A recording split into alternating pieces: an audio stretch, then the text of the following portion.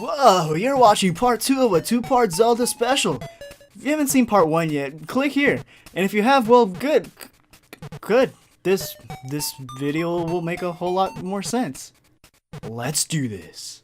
We also collect the flippers here, which let us swim in deeper waters. The anglerfish is probably the easiest boss in the game. You just hit him a couple times, which stuns him, and you continue the process.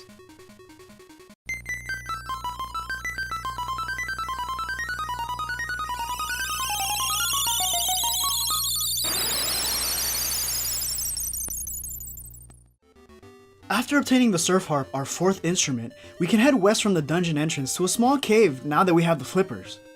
Here we encounter Mambo, who will teach us a new song for our ocarina.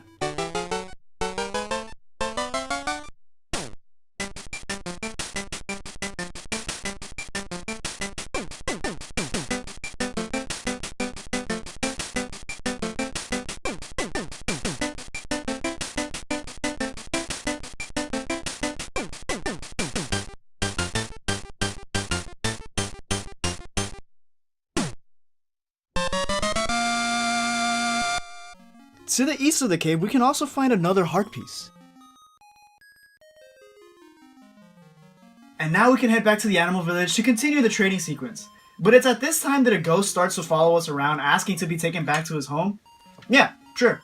As long as there's something in it for me.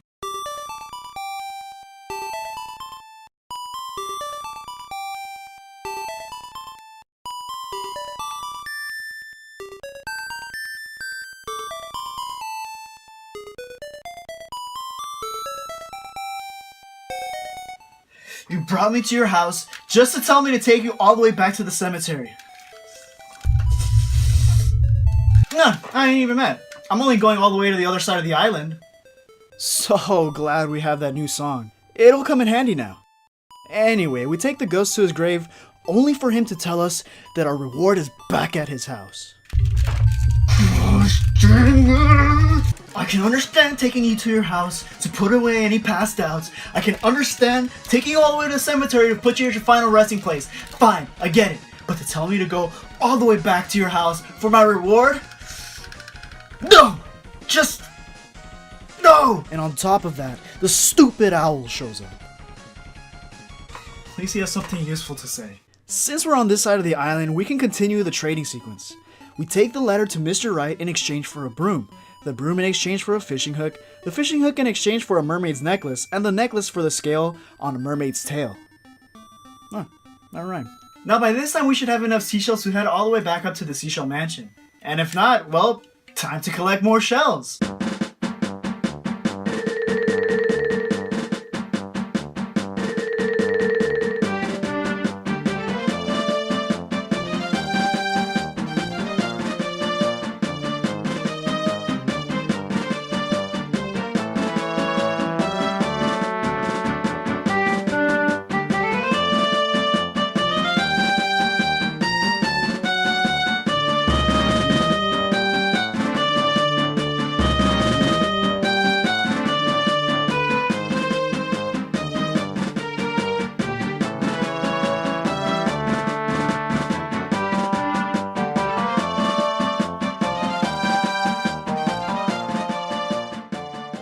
Welcome to Bob Sells Seashells. How can I help you? Brought you some seashells. What can you give me? Well, what are you looking for? Well, I guess I'd like the... I think for all that I can probably give you, let's see. How about this level 2 sword here?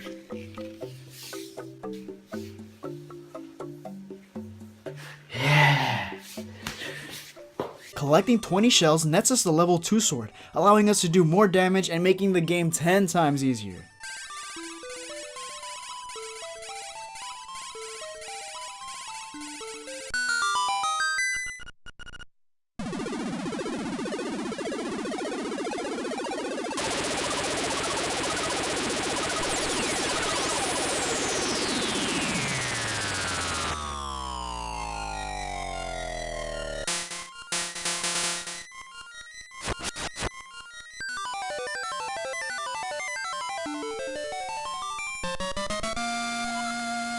We now head to the Catfish's Maw to obtain the 5th instrument and the hookshot. As we draw near the end of our adventure, we can bring this trading sequence to a close. Near the entrance to Catfish's Maw is a small peninsula with a statue of a mermaid. We can set the mermaid scale on it to reveal a hidden cavern where we obtain the lens of truth. I mean, the magnifying glass.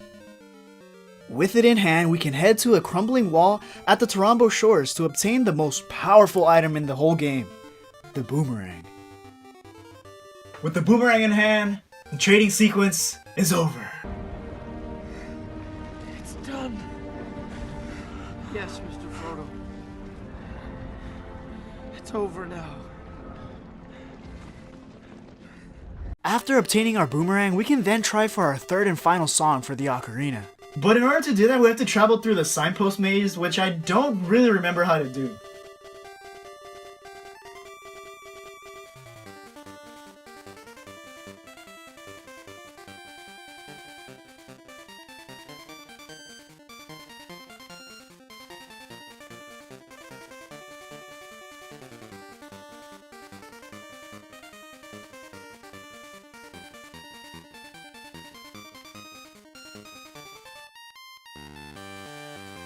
Finally!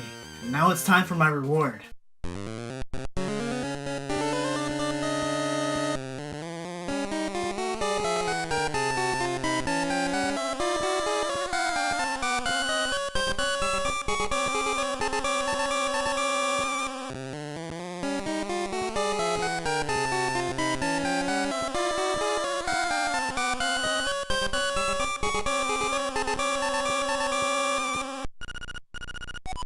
That sucked!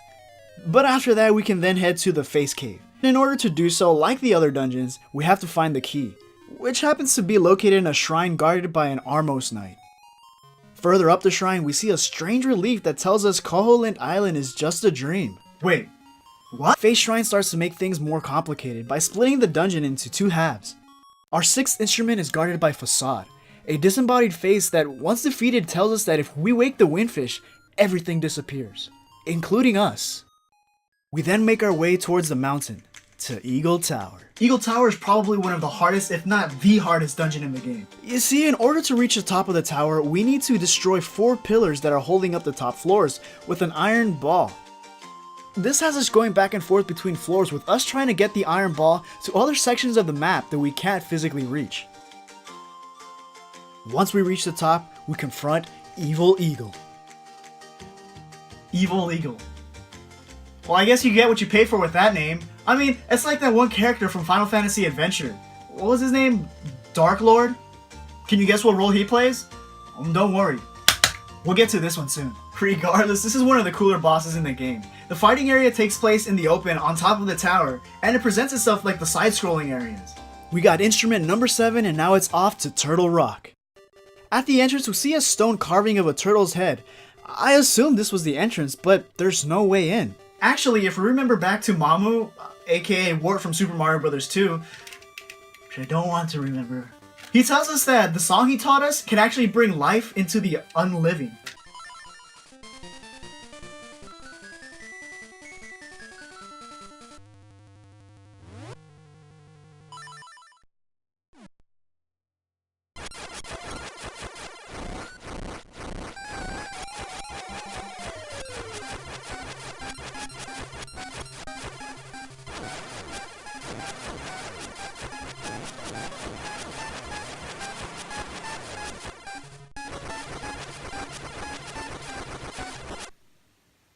In Turtle Rock, we encounter some of the more difficult and interesting puzzles and enemies in the game. Of note are the Beamos that, if you're in their line of sight, they will fire a powerful laser at you, and it happens all the time. On top of that, they can't be destroyed. Also, there's these insane tile puzzles where you push around a machine trying to complete the rest of the floor without touching existing tiles and the side of the wall. It's like playing Snake, it's just less responsive. Also in Turtle Rock, we acquire the Magic Rod, which is easily one of the more fun items in the game. We finally obtain all 8 instruments, and now it's time to wake the Windfish.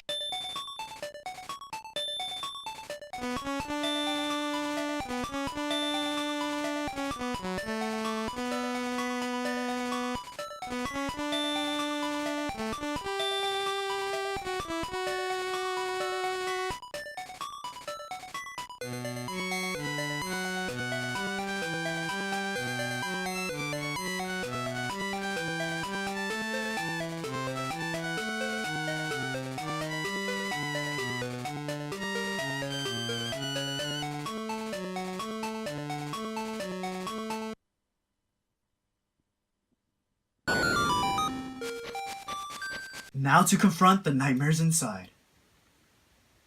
Huh.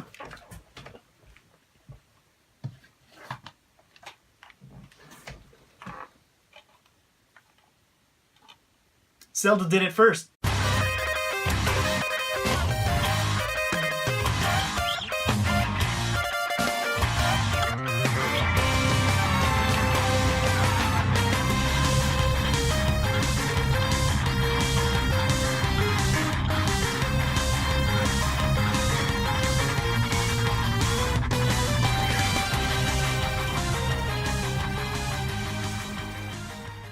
And with that, the windfish wakes up and Koholint Island starts to disappear.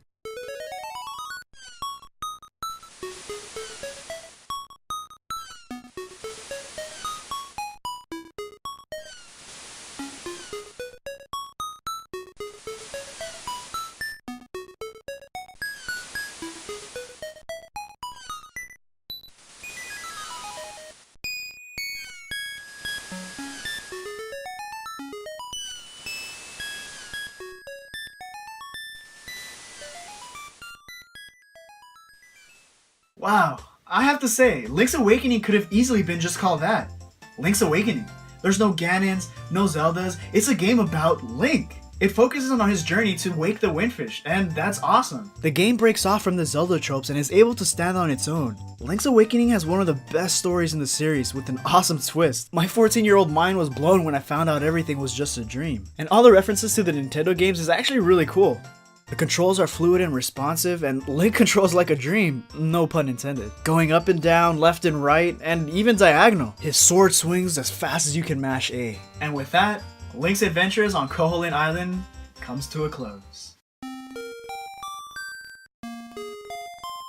Ugh, not you again. What do you want?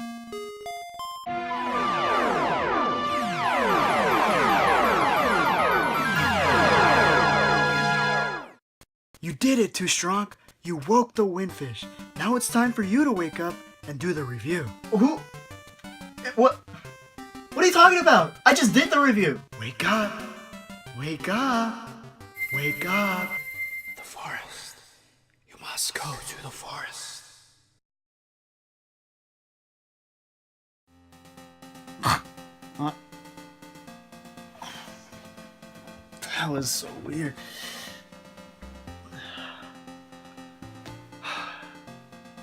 River, I feel like I have to go to the forest.